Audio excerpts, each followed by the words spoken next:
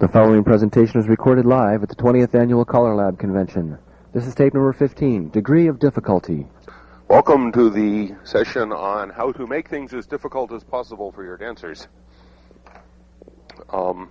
Actually, what we're going to talk about is how to control how difficult what you call is. Get under there, you bother me. First, I'd like to introduce the two panelists and myself. Way far to my left is Mike Jacobs, who started dancing in, God Save Me, 1962. Started calling in 71, which is when I started dancing. Joined CALLERLAB in 76 and has called all over the place. 38 states, Germany, Canada, Sweden. He served as chair of a number of things, the Advanced QS Committee, the Advanced Teaching Orders Subcommittee, and you're currently chairman of the Membership Committee. Come on down. Kenny Reese, to my immediate left, lives in Griesheim, Germany, is originally from Houston, Texas, has been calling 18 years. He's a full-time caller for the last 2 years, I presume once you got shut of the military, and is currently the president of ECTA.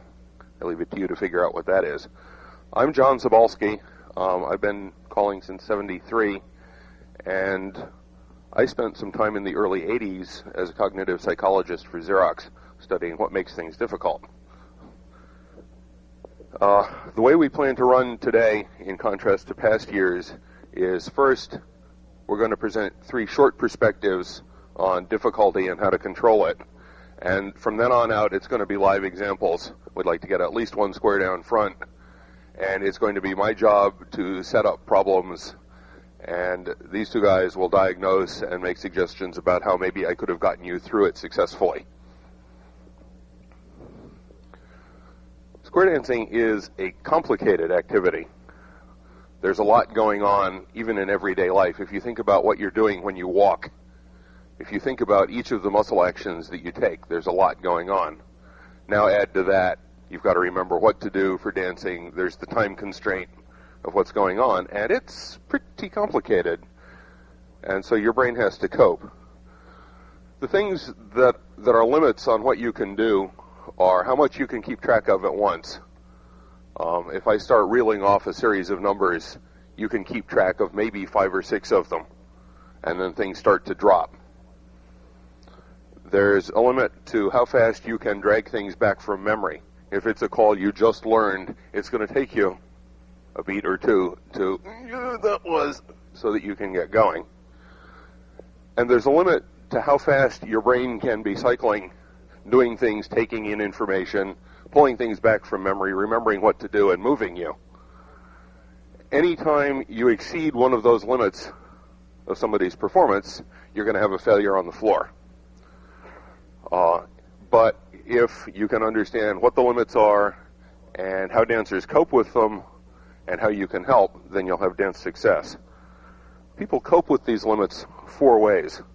First off, when you're walking down the street, you're not thinking, okay, left foot goes out, now heel goes down, remember to flatten the foot, bend the knee, and so on. It's all one thing to you. You're not thinking of it.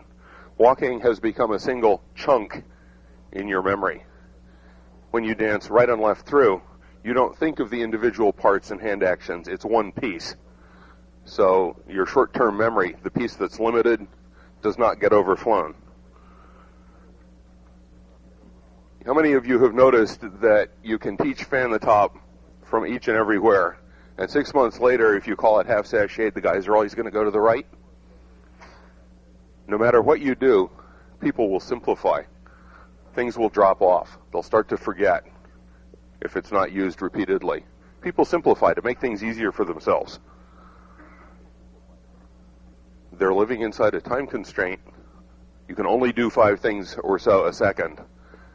And to give yourself a little edge, you'll start to anticipate. Head square through 4, swing through boys. Probably not, actually. Boys run is the most common. And people will hear boys, and they'll add the run as a way of giving themselves an extra half second. And finally, you've undoubtedly witnessed calling something slightly strange and having dancers turn around to make it look right, or re-half sachet to make things feel normal, or whatever. Constantly, there's a little critic running saying, is this right? Am I okay here? What's wrong? and it will step in and say, no, you got to be over here, to keep you right and keep you succeeding at things. Normally, that critic is good for you. It keeps you doing the right thing. It keeps you walking straight. You don't notice that if you veer slightly, you straighten back up. But when we're here pushing people to their limit because tempo is fast, the level is a little bit difficult, or it's a new dancer and he's just learned the call and there's a lot of load to remembering what's supposed to go on, that critic will step in at an inopportune time and go whap. And suddenly you've got a dancer failure. We're going to teach you to deal with those failures.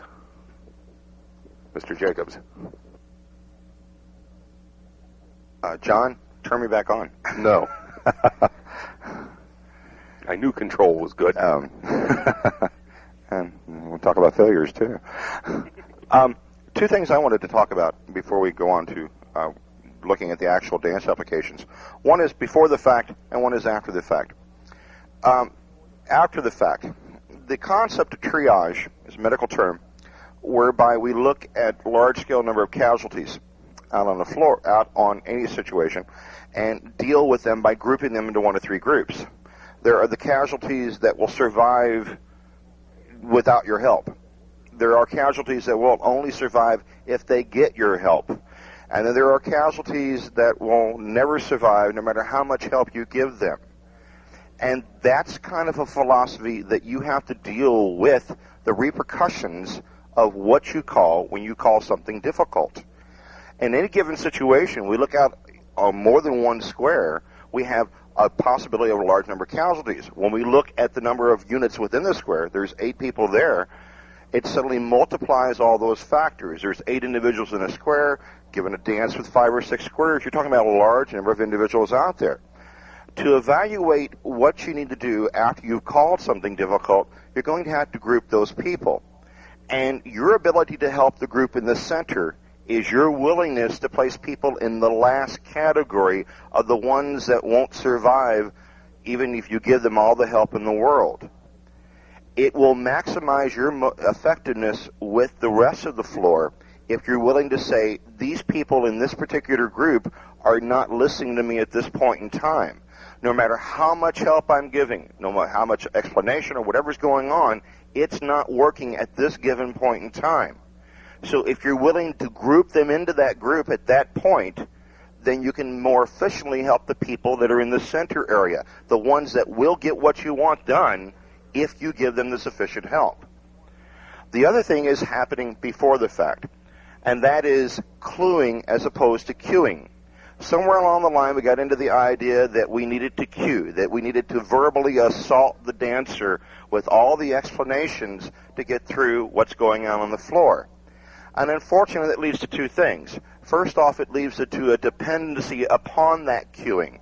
The dancers never learn to dance what we want them to because we're always explaining it. And secondly, we interfere with their thought processes in what they're attempting to do. We actually get in the way of their dancing. We're not successfully helping them dance. We're actually forming a barrier to their dancing. And everybody does it. No matter what your best philosophy is, you still fall into that trap. I know I did over the weekend. It occurred to me in calling a dance in Detroit on Sunday afternoon, with the best of intentions, I was trying to help them through an unusual situation, and I used too much verbiage. Too much came through. It was too much cueing. But cluing, adding the L to the word, makes all the difference in the world. Because instead of interfering, you're complimenting. You're becoming the salt and pepper of the whole affair. You're adding flavor to the situation. It's not interfering, and yet there can be information there for the dancer to pick up on. Square through 3, and the boys come to the middle, and, well, that tells the person on the floor that we're going to have the boys in the center when we're done completing the square through 3. And if we don't have all the boys in the center, then they can do something within the square to correct themselves. You provided the information to help them through a situation, and at the same time you didn't interfere with their ability to dance the call through their own knowledge. And that's the real key to cluing as opposed to cueing. Good morning. I'm going to talk about how difficult it can be when you have a late after party and have to get up early in the morning. It's language barrier, brain not working. No, one of the areas that sometimes we forget to think about on the stage because we don't really have to put a lot of thought into it because we did it a lot at home or wherever we were at, is how it can affect the dancers, the way they perceive what they're doing, and how difficult it is when we start getting into strange formations that they've never seen or they're not used to having, or we get into different arrangements that they're not really used to seeing. Also, the way we present that material to them, the words that we use, that we pick out to present that material to them. I have heard some callers, they'll get up there and they'll be calling away and they've used so many words that I forgot what the figure was by the time it actually came out. They just put too many extra words in there, and it confuses the dancers. They have to pick out one or two words out of a sentence that's got 25 in it.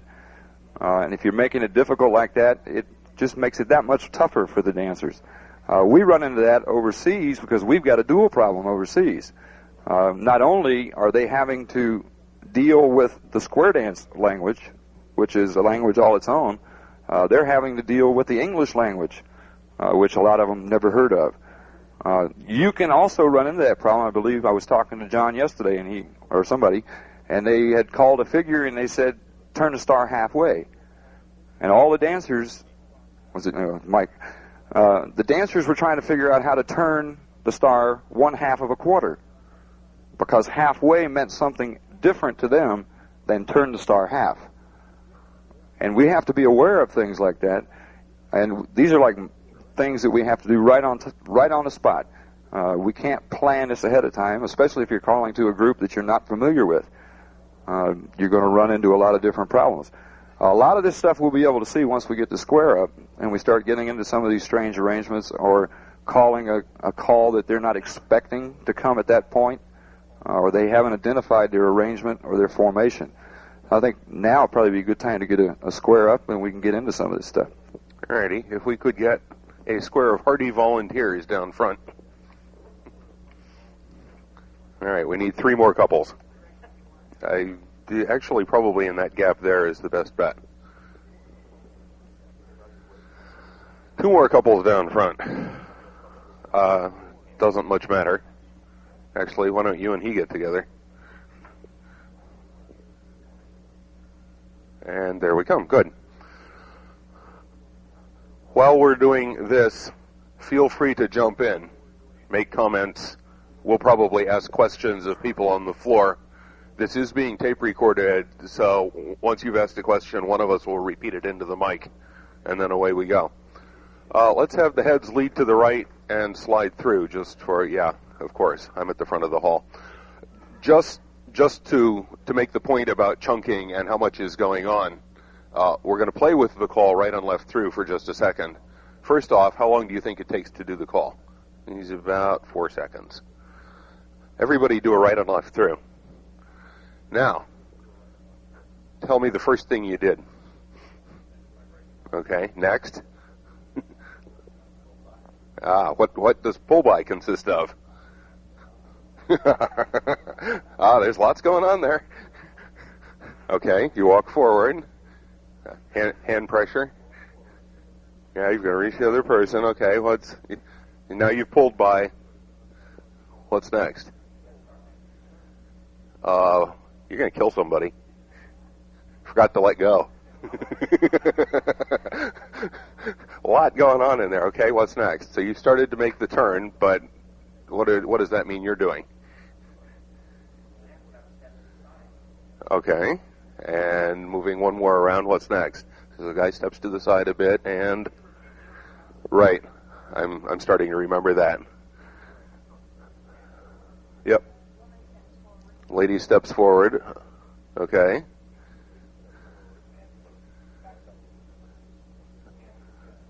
Okay, so the guy puts his hand against the small of her back and does something with his other hand. Okay, and then he starts to... Yeah. He's putting pressure in the middle of her back, so she's walking forward, and so he's backing up. And since walking backwards is complicated, if a beginner is doing all of this, Where it's going to fail is at the point where he starts to walk backwards and forgets something with the hands. It's pretty wild. Everybody pass through, tag the line face in, and fan the top. I'm impressed. Normally that's a problem. And normally, let's have the men run and bend the line. Normally what happens is fan the top. From here, please. Fan the top. Ooh. Now, actually, I thought the way you set that up was more conducive to their success originally, because it made it very similar to the last part of Spin the Top, and it had a familiar feeling for the boys and for the girls. But when we hit here, it wasn't as familiar a feeling. It didn't look like Spin the Top. And the guys tried to reach in with the left hand to do exactly what they do on the last part of Spin the Top. Unfortunately, that's not what you called. Okay, so here we have an unusual call. Fan the top's not common at mainstream or plus. And so you tend not to do what's unfamiliar, but to draw back what's familiar, which is spin the top. So ways of making it work better are you hit one, I think. Well, it very obviously at the very beginning is that you made it feel like the last part of Spin the Top, which at this point we assumed that they were competent at performing. So we made it feel like a call that they were competent at, and then made it look similar. Another way of handling it would be swing through, boys run, bend the line, box the net, and please hold on to the right hand, because we're going to stop the action here. Right now we've overcommitted their right hand, so there's no choice on the next part of the action. Fan the top.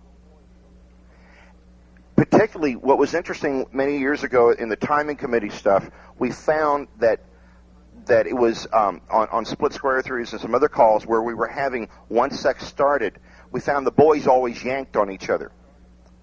That they tend on a pull-by to tend to yank as they move along. And so what occurs here, there's a tendency on boxing and many other figures, and the women will probably testify to that the fellas tend to pull. And that pulling action keeps them committed off the boxinette, so that the left hand is the only choice for the next functioning part of the call. And they actually pull themselves in to the contact with each other. That's a reality we tended to observe. Guys tended to yank on each other as they danced, as opposed to women who didn't. When we did split square throughs, we found that if we had the boys start the split square through, that the timing was quicker than when the women started the split square through, because the women didn't yank on each other when they pulled by, but the fellas would.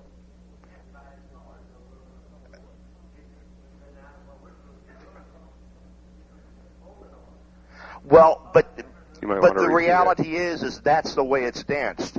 And I think that's one thing we always have to be cognizant on, no matter what we're doing. Even yesterday when we were talking about programming and so forth.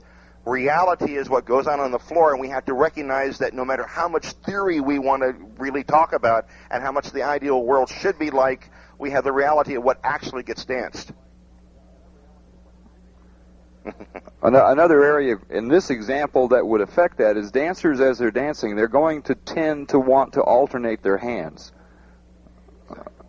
Just the normal movement of the body is going to lead to the desire to alternate hands.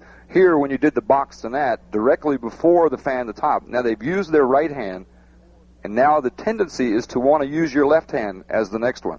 So it's easy to move right into that fan the top from that setup. Let's have the men run right. Do a half tag, trade, and fan the top.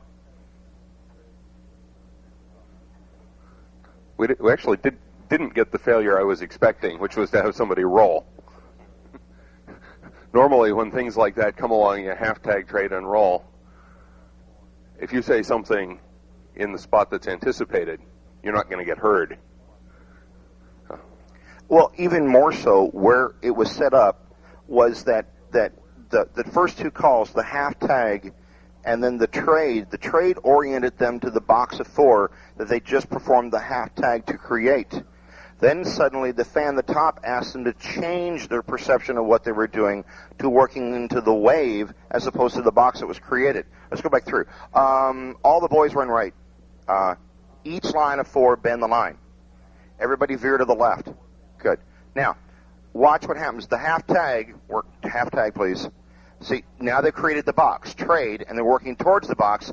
The fan the top then suddenly asks them to look back down the wave as opposed to the box of 4, fan the top. And they had to reorient there very quickly. Now, this is one of the areas that you can really lose dancers fast if they're not very formation aware. Over in our area, what we do most of the time is we teach, look for any hands you can find, just so that they see all these different formations that they might be standing in. What Mike said, that they were orientated to the box, is very true.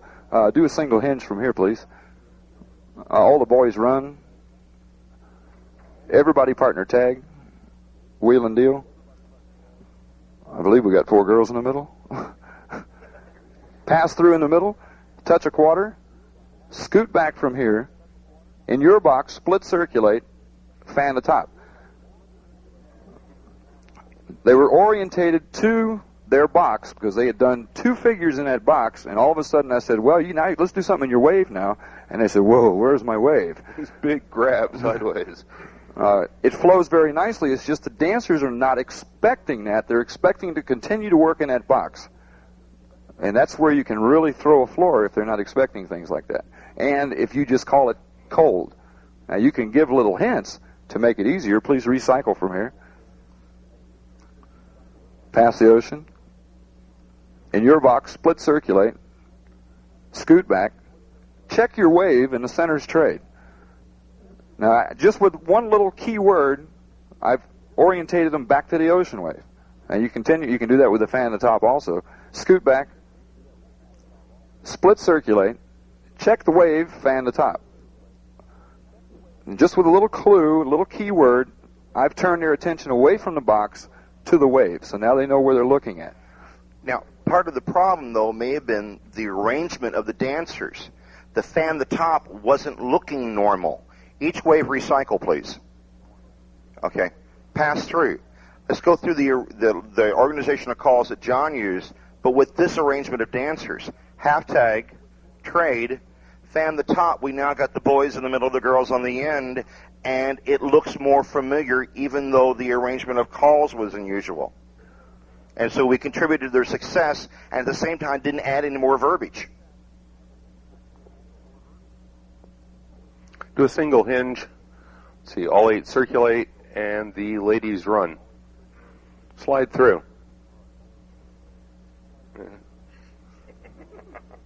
Thank you. That one ended somewhere unusual, and somebody's critic fired and said, we end in facing lines after we slide through.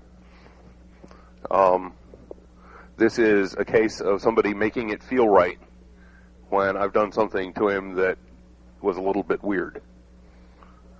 How do we get success here? Well, one thing is being prepared for the result. If you know you're going to end in lines of 4 facing out, then you need to be prepared for dancers that are going to end in lines of 4 facing in. So at this point, then, you're doing the triage. You're making an estimate of how can I help the ones that will respond to my help. So knowing that how they messed up is not that they traded places with anyone. All they did was make the wrong quartering turn, which means that to solve that problem, I have to have them turn around. And so I would point out at that point in time, we have lines of 4 facing out, and then let them cure it, as opposed to asking that individual to turn around or trying to get someone's attention. Tell them what the formation is supposed to look like, and hoping that they're aware enough to pick up on that clue. Eventually, there will be people on the floor that will not pick up on it, and those are the ones you have to sacrifice into the 3rd category. You can't spend all your time trying to get one individual on the floor to turn around. And perhaps the others in the square will be your medics out on the floor and turn that person around. Yeah, another way that you could get them back to something that they're going to recognize is if you do something like this and you can expect failure, that they're going to turn the wrong way, then immediately following that, you need to get them into something they can recognize again. Here in this example, he did a slide through. We're going to be facing out. You could follow that up with a partner trade. Now we have lines facing in, up to the middle and back. That gives the people that little moment of time to say, okay, I'm supposed to be looking in now, and they turn around, now they're back there. So you can come back with something like this, immediately follow it up with something that gives them that little moment to say, okay, where am I supposed to be? He said I'm supposed to be in a facing line. Let me turn around and get there. Most modern educational theory is based upon the idea that there are different learning styles. All of us, by the way we have gotten through our careers in square dancing, tend to be of one primary learning style. What's been found is that most teachers in school systems tend to be of one primary learning style. The only problem is that the students tend to be of widely diverse learning styles, and you only communicate well with the person that learns the way you learn. We learn by auditory, by listening. We learn by visual, by reading, by seeing. We learn by kinesthetic, touch, feel. And even by the way people talk, you can perceive those type of things. I hear you. I see what you're saying. I can feel what you're... And suddenly, even by the way they talk, they tell you how they learn. And so there are people on the floor that are not going to realize they're facing the wrong direction until somebody tells them they're facing the wrong direction, so the verbal clues can help. By telling them to go up to the middle and back, and there's a physical clue that says that I've got to feel my way into looking in, not looking out. Tell them which way they're looking. All these ways. You may not understand how they learn, but you've got to fake it. You've got to tell them in those clues, even though you may not understand how those clues work. So just to review quickly, the three learning styles are auditory, visual, and kinesthetic. So ideally, subdivisions of those. You'd provide a clue in each. Ideally. Right. Do a wheel and deal, please. Centers pass through, touch a quarter with the outside pair, follow your neighbor and spread. Do an all 8 circulate, spin chain through. Notice somebody try to turn around there? Who will go nameless? Who will go nameless? So would I. So would I. It's exactly the behavior you expect when you call that call. Nobody calls spin chain through anymore, right? It's an unusual call. It's uncommon. And you're going to see lots of failures when you call something that people aren't used to doing. For starters, you're going to have to allow more time because it's going to take longer to drag it back out of deep memory. For second, you're going to have to be on the lookout for, whoops, he can't possibly have said that. He must have meant whatever. Also, there's a timing problem inherent in the call. 4 of the 8 dancers are inactive after the first half turn. They have literally nothing to do other than to stand in place and keep time, unless you provide other things to do. And when you're standing around, it feels wrong. Mm-hmm. Particularly if the whole methodology you've approached the whole tip before has been to constantly keep in flow, then you've mentally sent them up for defeat because they'll want to keep moving. And if you don't provide that by having the ends circulate, having the ends turn around, keeping the ends occupied, they'll look for something to do. This is absolutely true. I don't know if any of you have ever noticed it when you're calling. If you put them in a setup where you've got a couple that's standing there looking out, and then you work with the people in the middle, and you continue to work with the people in the middle, if you watch them, after a while, they'll start turning around. They're standing there looking out there where they're supposed to be, but they'll start looking over their shoulder, and they say, this can't be right. I'm standing here too long. I can't be, he can't want me to stand here and look at this wall this long. Recycle, please. Pass through the center. Double pass through. Just the center's chase right. Well, dyslexia doesn't count as a problem here. Just the center single hinge. Fan to top. Slide through.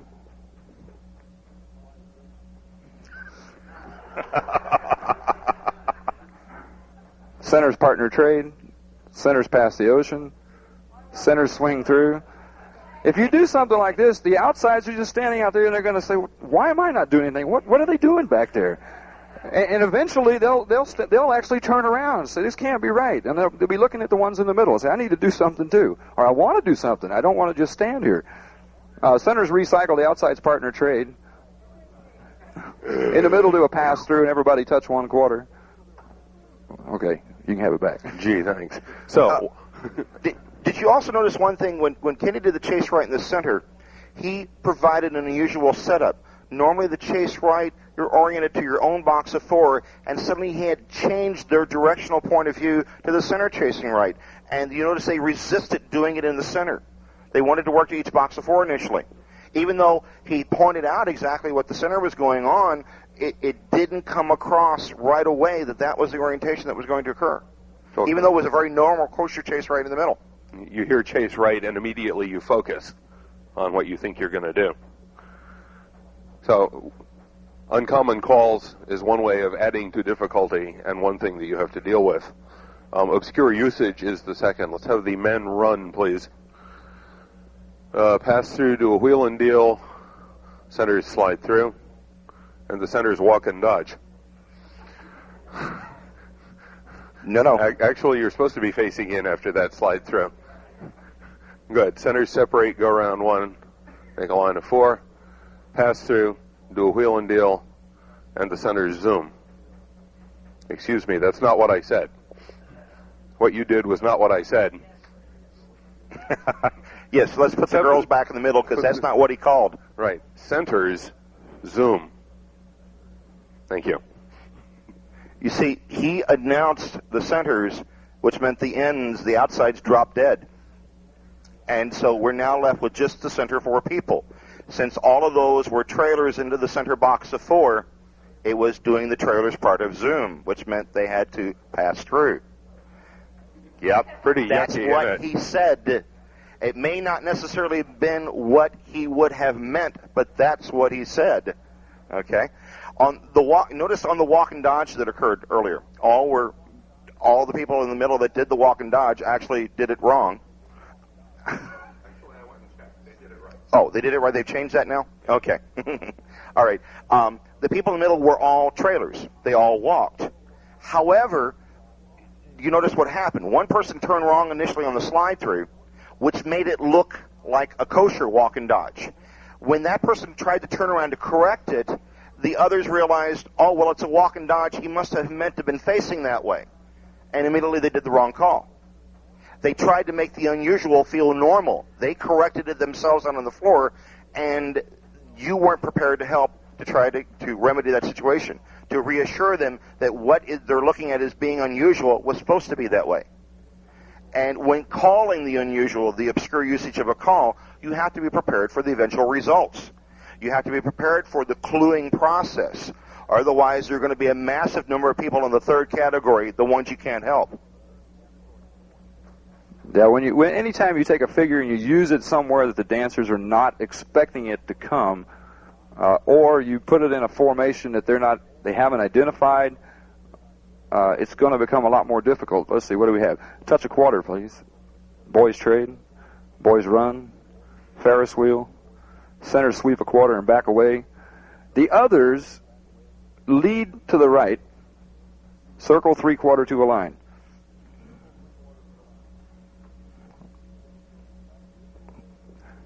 This is an unusual way to use circle.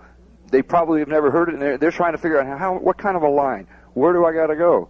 And they start looking for ways to adjust it to something that feels right for them. If you're real lucky, they're all thinking on the same wavelength that you are. Here we had each half of the square doing something different. Each one was looking for a different line. They weren't sure which line to look for. The way I said it was intentionally done that way to make it a little bit more difficult. I didn't give them any help. I was expecting a title line of some sort. No, because he didn't use the I terminology purposely of did break. not identify what kind of a line I wanted them to get because I wanted the reaction from them. And this is what we were saying before. You need to clue these guys where they're going. You need to give them some help. If you're going to get into something like this, give them a little bit of help. Don't just say to a line, okay, you guys figure out which line I'm talking about. And I'll tell you if you got it right or wrong once you did it. You're going to lose if you do that. Plus, we go back to the overview that is in one of these articles. We talk about square dancing is a language. It's a living, existing language that develops and becomes things along this line. Like any other language, it develops its own slang. We get sloppy how we call. We assume when they circle forward, they're going to bust out, make a line, so we call it bust out instead of break out to a line. We don't necessarily all use the proper terminology because we know what the dancers are going to do and they know what we mean, even though we didn't say it. And so when we get into a position where we want to call something just a little bit different, our slang usage has suddenly got in the way of them being able to perform. It's our fault. We've led them astray for so long that they now had to have provided the information for themselves to get to a spot. We've set them up for failure instead of saying what we mean exactly by the language that we have. Until the slang terminology becomes something that we want codified, then we have to go back and call the calls correctly. Pass the ocean, please. Trade the wave. Swing through. All 8 circulate. Recycle. Recycle worked better than I expected. It was fairly evident to see why there was trouble there. He called swing through from a left-handed wave without any kind of a hint. You're in a lefty wave. Swing through is going to start with a right hand, and what are they going to normally do? They're going to try and do end and center. If you don't give them that little hint, what's coming, they're going to automatically do what feels right. It's the same thing we said before. If it feels right, that's what they're going to do. They're not going to automatically do something that doesn't feel right for them. On the other hand, the other side of the coin, John set up very good flow for it. The trade the wave was very neutered all the hand holds of the whole setup, and they were actually moving forward into it, and they could just as ideally start it with the right hand in the middle as opposed to the left hand on the outside. I thought it was a good flow for it. I think part of it is that it's unusual. It wasn't commonly called. Until you commonly call it a lot and the dancers enter that into their personal vocabulary as something they can possibly do, they're going to end up having the reactions that they have there. If you commonly call swing throughs from left-hand wave enough to the point where they become proficient, they're not going to respond well.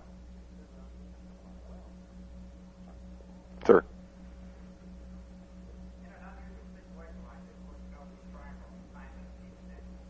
Mm-hmm.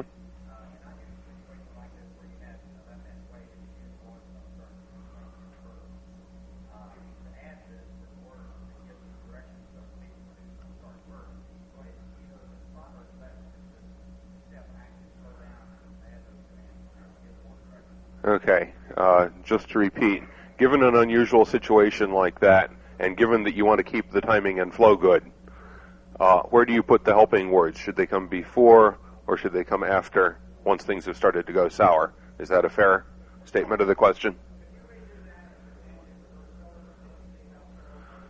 Sure. Swing through, please. Trade the wave. Men start a right swing through. Yeah, there are ways to do it.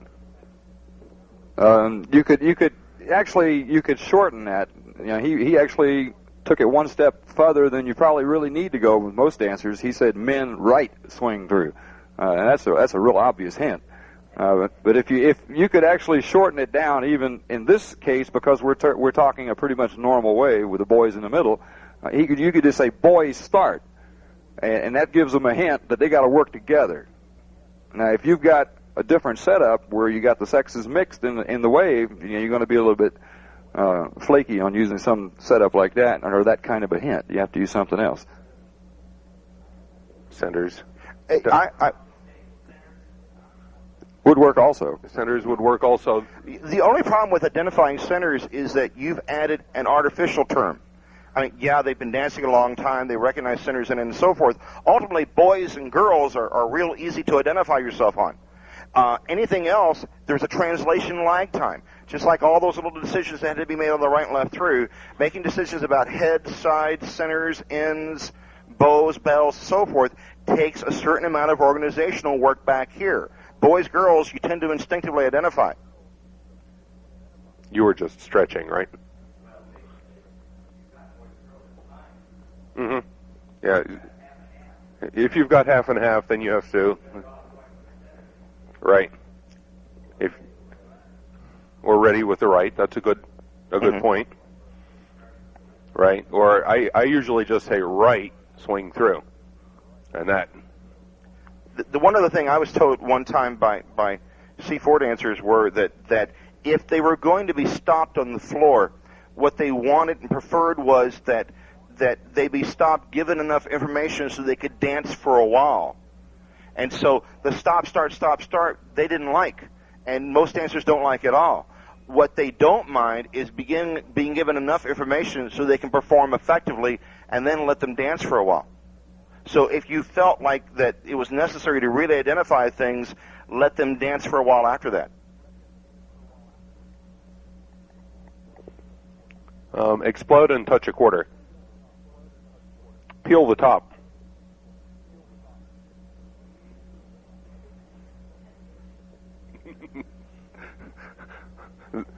There again, not only was it an unusual formation being columns, it was backward from the usual swing through ladies fold, peel the top. Flow was completely the other way. And the way he set this one up here, the body flow also was a problem. Mm-hmm. They were moving after that touch of quarter to the right, and the guys had to peel off, and now all of a sudden they had to go back to the left. Their tendency was to continue that rightward turn, and we saw this right here. He continued right on around. And then he realizes, oh, there's no hole here for me to be in. I must have done something wrong. And you will get that. They're going to try and go in the direction that their body is taking them. Let's see, what do we have? Recycle from here. Touch a quarter. All the boys run. Pass through. Partner tag. When you call something like that, the tendency for those in the center is to continue on straight ahead. The tendency in this case is to work with somebody that's standing in front of you. If you have somebody right in front of you, your tendency is to want to work with that person. And they did that very well. I was a little bit surprised they didn't hesitate.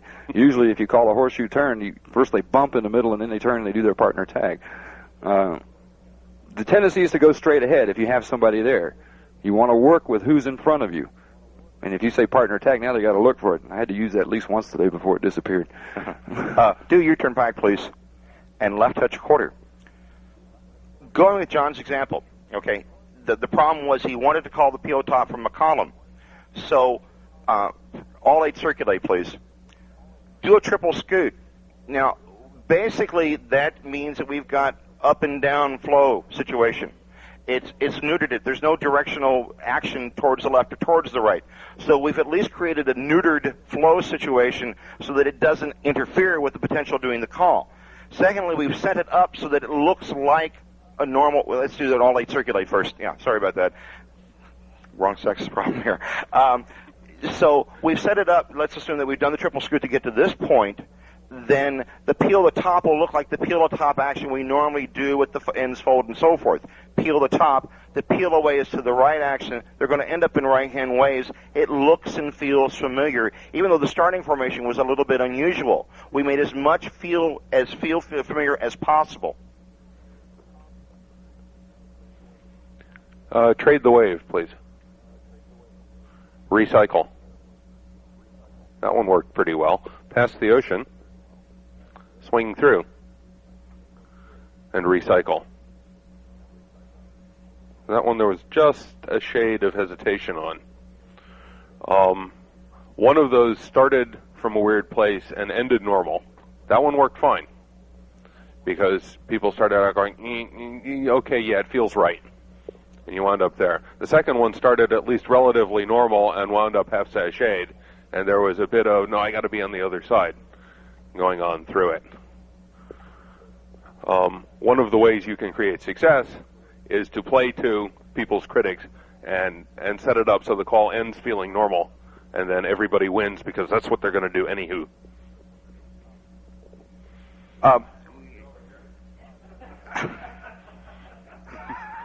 No, this one was the weird one. Not that you'd notice. There are successful dancers that use every different learning style. Just like there are people that are successful in all kinds of fields, even though the particular learning style they use may not be the one you think is what they normally would use in that activity. You would feel like librarians must be very successful visual learners, but they use every different learning style. You learn how to adapt your learning styles to the situation. And the same thing will happen here. If you have dancers that dance by feel, we figure, well, they must be the worst dancers in the world. But they learn to make their particular learning style effective and efficient for them. And so in order to help them through learning situations, you need to reassure them that dancing by feel is not bad, that there are ways for them to solve their problems using their particular learning style.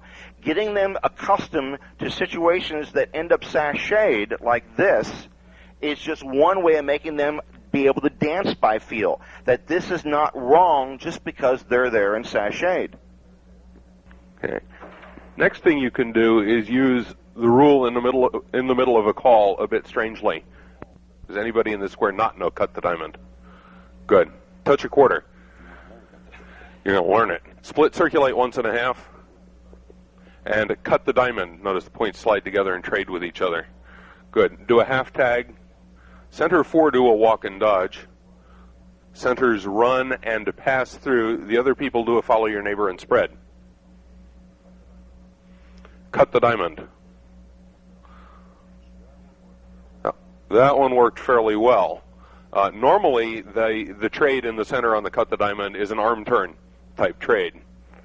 And if you call cut the diamond from where I just did with both the points facing out, there's going to be this amazing hinge instead of a trade.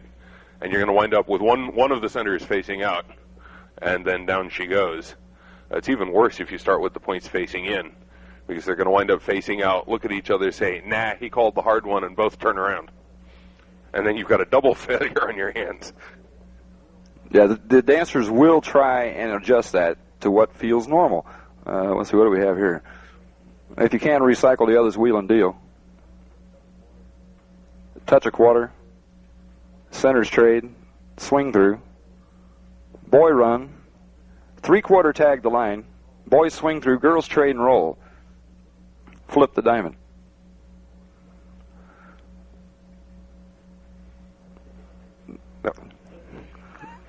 Once she figured out that where her diamond was, she was flipping. What was her first reaction? I should be in a mini wave with the one in the center. Not automatically look out. It's looking for that mini wave. And they're going to turn around and try and get that mini wave if you put them in a setup like that. This is basically what you use with a cut the diamonds, just with a flip the diamond. But first, normally would. Here in this case, I'm just throwing this at them so we get the reaction. Normally, I'm going to put a lot of filler words in there that's going to help any way they can. Not only the situation with the filler word, but the fact that the flow of the call previous didn't lend itself for a very successful flip. The flow was away from center. Once the girl that got dumped out over here got reoriented to the setup, the other three people were finished with their part. And the other three people were in a normal-looking setup. Therefore, her thought process then was, well, I must be over here to make it look normal. Except that it wasn't.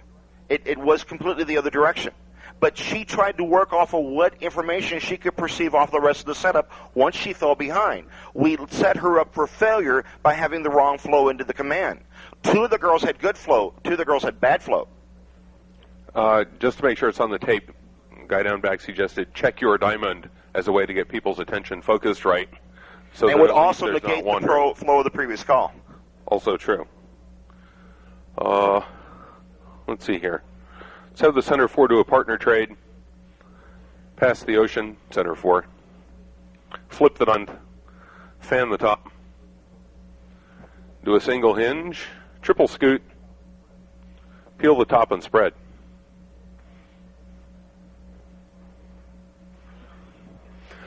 All right. Couple of things happened here. One, of course, was that I set the peel the top up completely backwards again. Just a second. Can you 4 go back to where you just started? Yeah, just a second. Yeah. Yeah. Can you go back to that? Right-hand column lady is number... No, don't tell him, John. Ooh. Don't tell him. Can you go back to where you just started before that call? Yeah. They have no inherent memory of where they just were. Now, That's not bad. There are some dancers that could have gone to that spot, and that's fine. But that means they're of a different learning style. By the fact that they have no inherent memory of where they used to be means they're not positional visual related. There are other relationships of how they learn. So going and telling them they're going to be in this spot to do this kind of thing is not how they learn this call. They tend to learn it by other factors and other methodologies. And that's one clue on how to figure out how people learn. So that's one example of being able to tell how people learn and structure themselves. So when you go to explain what happened to them, don't tell them about the spots here, because that means nothing to them. The auditory clues may be it. The kinesthetic clues on how they feel they should have gotten through it could be the way and the route to them successfully learning the position. But assuming that they visually know it all is the wrong assumption. Well, let's see. Well, number one, make one of those. Okay. Yeah. Yeah. Another thing that made this because the example's now sitting in front of you. Yeah. One of the things that made this particular sequence very difficult in that case was he stacked those calls up. They came one after the other, and you had 3 different formations in that particular little sequence. They switched formations 3 times. They started in a column, then they did their peel off. It took them to a left-hand wave, and then he said spread. They had to go back to a right-hand wave. So you had 3 different formations in that one little sequence, and they were one right after the other. So the dancers had problems identifying what is my formation I'm supposed to be in. Normally what happens, even if people succeed on the peel the top, is they're so busy getting through it that the fact that I said and spread gets lost. And this is an example of me filling up your short-term memory with so much to keep track of what's going on that I've booted something out the side. Have you ever heard somebody say, "You're calling too hard, I can't hear you"? You know, what? From down back as the calling gets harder. What's happening is not that you're too soft. It's that you've given people so much to have to listen to that things are dropping off, and it feels like they can't hear you because it's never making it into the brain. Even though what he finally set up as the ending position was normal looking and therefore should have been a destination that they would have felt comfortable getting to, the fact was the process didn't lead itself up to getting to that point. Explode and touch a quarter. Split circulate, follow your neighbor. Do a single hinge and the centers trade. Spin chain the gears, turn the star a quarter.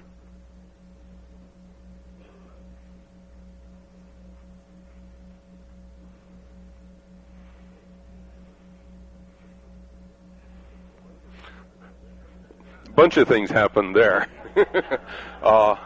People were having to really concentrate on what the rules of the call were, and the fact that I said turn the star a quarter was only saved because I know there's one person in one of the stars who knew what she was doing and was able to say, I go this far and no farther. And that kept it from dying. Again, I was playing overload on people's brains. At the same point, John could have helped them out just a little bit more by timing the information for turning the star to when they needed it, as opposed to so far in advance they lost it. Why don't you show? No, go ahead. It's your sequence. After you, my dear Alphonse. Good.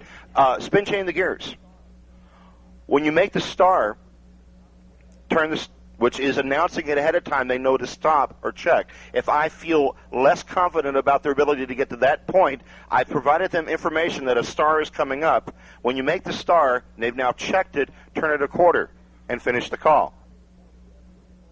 Now, I didn't cue every single nuance that went through there, but at key critical junctures in the call, I gave them checkpoints. I gave them the information when they needed the command, as opposed to so far in advance that they forgot that was going to be a modifier.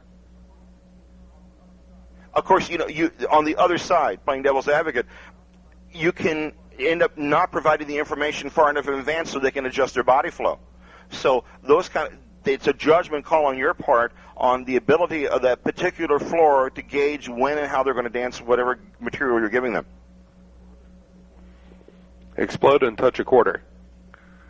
Triple scoot. All the men run.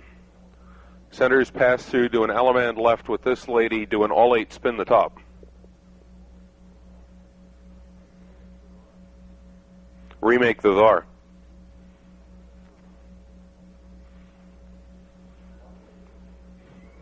Lost a few. Have you ever noticed the remake the Thar is a hard call if you call it from anywhere except normal? It's the same thing that Kenny was talking about earlier. Your attention is focused toward the hand you're turning toward. And this is a great call where you've got to look outwards to succeed. And notice also when the call got disrupted that it was hard to pick up what the last part of the call was supposed to be. Not that they were out of position or anything else. It's you disrupted that unit, and not having any real inherent memory what went on before. It's that what did I leave off of this? I know I'm in the wrong spot, but what do I need to do to get there? Copying the other side sometimes is a solution, but that doesn't mean they really realized what they needed to have done to have completed the call. This particular setup, when you're working with Remake the Thar, you can step this up and make it as difficult as you want, or you could bring it back down and make it as simple as you want. From here, all 8 spin the top. Spread. Remake the Thar. Now that made it just that much more difficult, but now I've changed the whole thing in the middle on them by throwing a spread in on top of it. Made the Remake the Thar easier, I think. Yeah, but first they got to get there. Right, but you saw the overload happen on the spread. People were so not expecting it that it just went down. But I think that was a timing factor there. I think that perhaps in that scenario, the all 8 spin the top and spread could have been announced together to warn them that the spread was going to come up so that they could adjust their body flow as they started to complete the call. It would involve you having faith in the floor being able to complete the all 8 spin the top without any disruption, that you could add the spread to it. If the floor is shaking on that, then the spread would have just confused the situation even worse. Yeah, and with the spread figure, it's they have to anticipate what's going to happen on that particular figure, so that if you give it to them earlier, that gives them that much more time to anticipate what they're going to have to do. Because in that one, they got to remember, okay, I got to go around here, find my partner again, and then I'm going to have to slide in. He's going to come out. The more anticipation time you can give them, the better off it's going to be for them. If I were to call it, and then right before they got to do the spread, say spread, like I did, then they're going, trying to figure out what do I do now. If you can give it to them before, let them anticipate where they're going to go. They can think about it while they're walking through the figure. Plus, it also goes back to, of the dancers on the floor, how often have you felt like you've danced all 8 spin the top and spread from Thars before? Is it something you commonly hear, or yeah? And so, to the degree that you make it common for your dancers is how much more responsive they're going to be when they eventually hit that, which then sets up a more successful scenario for the remake. Let's have the ladies run to the left, promenade this way, have the headman and the gal with you wheel around, since I've long since forgotten who's what, slide through, touch a quarter, and fan the top. Not bad. Again, I was playing an attention focus game there. The touch a quarter has you looking to the right. Fan the top requires that you be reaching out with your left hand. Let's see here. Have the men run. The center four do a wheel and deal. The outsides bend the line. Centers slide through. Do a double pass through. Everybody peel off. Pass through. Chase right. Left swing through. Interesting. Actually, I thought there was an interesting thing that occurred before you even set up that figure, and that was when he did the slide through so that they looked static square, the centers were 90 degrees off of the outsides. You notice how they started to back up? They started to leave the center, so that if you had left them there even longer, they probably would have lost the idea that they were centers. And so when you went to identify the centers, you probably would have had a committee vote there on the floor as to exactly who was going to go in and work the call. Now you can do this with almost any figure, that you can put it out to them as they're not expecting it to come at that point. Let's do scoot back. Boy run around a girl, go right and left through, do a half sachet once and a half. Boys check a wave in the middle and swing through.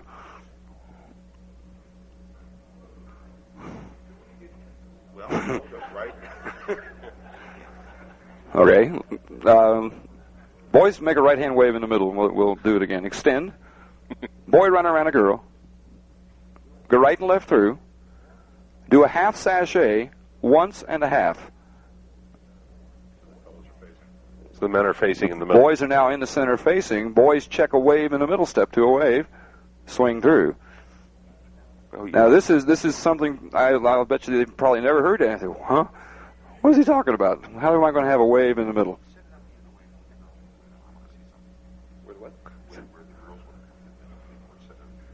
Do it half sachet. What do you want? You want to extend the tag. Boys run. Everybody roll away real quick. Okay? Good. Okay, everybody pass through. Wheel around. Half sachet once and a half. Now, I have a feeling it's probably because they were warned ahead of time, but I have a feeling that the girls might not have gone to the wave. That the tendency of fellows to want to go ahead and yank and pull and get in with each other might have led them more to go to the wave than the women might have. Yeah, Al? Well, the first time when they did it wrong. You notice how the guys tried to go for the wave in the middle? And that's what they were doing wrong on the call. They opted to go to a left-hand wave in the middle and then try to swing through from there and so forth, when in reality they should have been facing. And I have a feeling that it's the tendency of wanting to yank that guys tend to do that made them want to go to the wave, and I think the girls might have resisted it. Comment from the square. Yeah. I think you're also perhaps overlooking. You may be overlooking another item here, and that is talking about common usage. Almost no one in my area does a half sachet. They always roll away, and if you had done that once and a half, you'd have had T-bones all over the place. As well as whiplash. True. I run out of nasty examples. Thank you very much. No, we're not going to resolve the square. Thank you for putting up with that. So we've shown you at this point a bunch of different ways that difficulty is created, whether purposely or inadvertently, and talked about a number of ways of dealing with it. I suggest we each do a quick wrap-up. Well, I think something that John just said is very important. We've gotten in such a thrust of extemp site calling being the real route to success. And I'm not sure that is really the best route. I think that a control, we watched the NCAA finals last night. The controlled way is the best way. And total extemporaneous site is wonderful, but to me, a controlled site pattern is better. And so the idea of inadvertently getting to a spot and just simply because I see a wave calling a call doesn't really lead to the dancer's best success there. What it does tend to lead to is very jerky choreography and very little dancer success. And so, to me, inadvertent is a bad word. It is planning ahead of time, being prepared for the eventuality of what you call, and being able to make the decisions afterwards is what you really need to key on. Prior planning prevents poor performance. I can only tack on to that. Prior again, planning means being fully knowledgeable about the calls you're going to use, about the formations you're going to use it from, about the arrangements you're going to use that figure from. Almost any figure in here, you've got unlimited ways you can use it. But you have to know long before you ever decide to use it exactly what is it going to do, how is it going to feel, what are the dancers' reaction going to be to that? Is this something they know? Is it something that they're completely unfamiliar with, like the half sachet once and a half? This is an unfamiliar call. What's going to be the reaction when I do that? How am I going to assist the dancers get through this? And this is things you have to do ahead of time. You can't do this in the micro-programming stages up on a stage. You have to know this before you ever utilize those calls, or before you get into those setups and try to use them. There's a training trick that's used in training police officers for dealing with street situations. Once a rookie is out on patrol, his training officer, when nothing is going on, will say, okay, what would we do if we came on a traffic stop and both guys opened their doors and started to get out of the car? What would we do if we encountered a barricade situation where thus and so was happening? What would we do if one of us got taken hostage? What would we do if? And he's having the rookie play through in his mind and see and feel what would happen if this or that or the other thing happened. A really effective trick when you're driving or thinking at home is, what would I do if I had done any of these possible things? And as the police discovered, you'll discover the more of these you do, the more immediately the reactions start to come in real life. As you see something, you'll know, oh, he's going to do this wrong, so I've got to say to make it work right. It's a really effective trick. At this point, we have about 7 minutes to either take comments or questions or talk. If people would like to say something, we'd be happy to respond. There are lots more handouts down front. Welcome to take copies with you as you leave. Sir, Ev.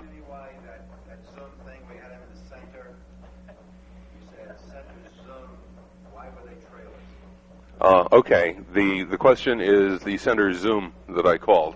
Okay, when I said centers, I identified a box of 4 to work in the middle. Okay, now, if you look at the box of 4, those folks in that box of 4, which is where their attention should now be, were all trailers because they were facing into it. And so the rule for zoom is if you're a trailer, you step forward. There are a few callers who use that intentionally and mean what I meant, i.e. centers pass through, knowing that it's real common to say center zoom, meaning normal zoom out of the center. So they're playing unfair. I think we have callers that call things with malice aforethought. Oh, boy. And unfortunately, I don't think that really is a very positive dancer experience. Yes, we may tease or kid around, but somewhere along the line we've crossed the line of playing fair.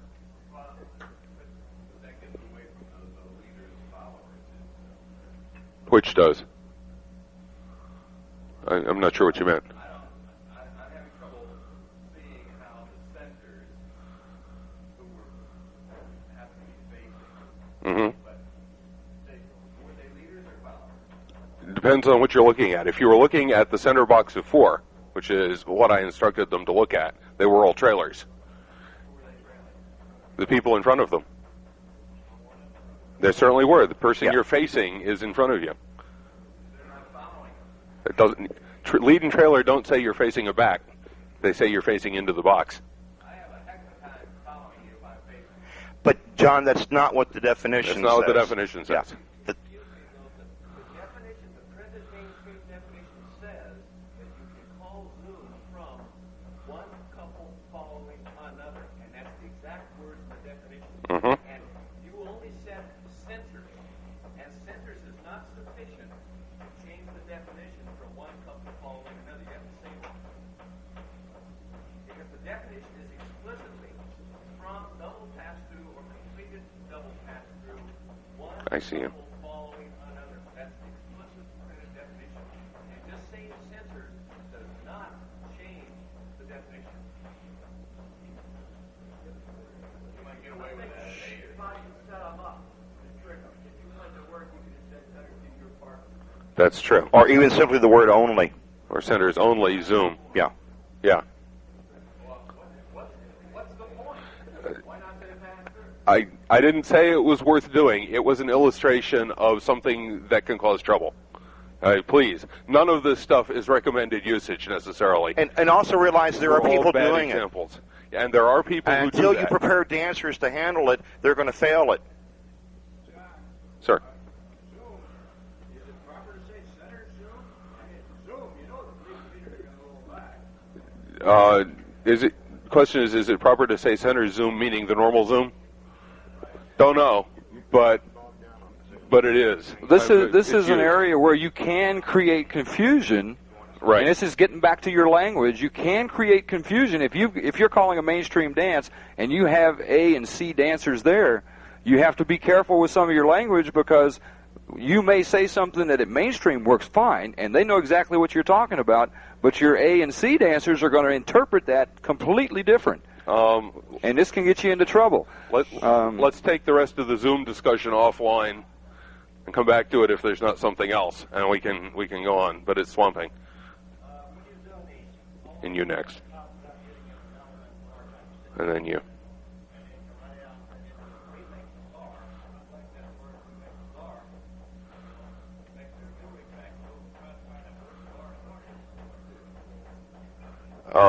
It's true. People, yeah, yes, I'm going to.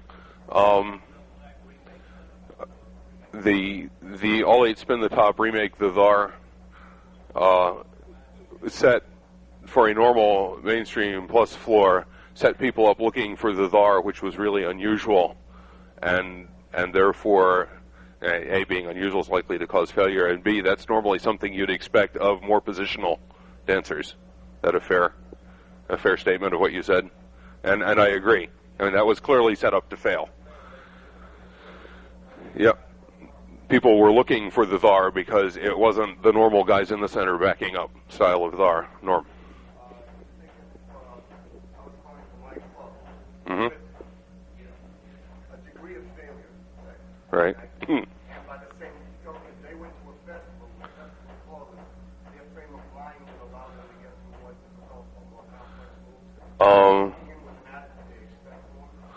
moves. If you were calling normally at your club more difficult material, they're used to you and they're used to the fact that you're a little weird, shall we say. Will that set them up to expect to be able to succeed with unusual material at a festival? Yes, that's my experience. I mean, I call for a plus club that is APD out the ears, and they go to Golden State Roundup and leave the plus hall asleep.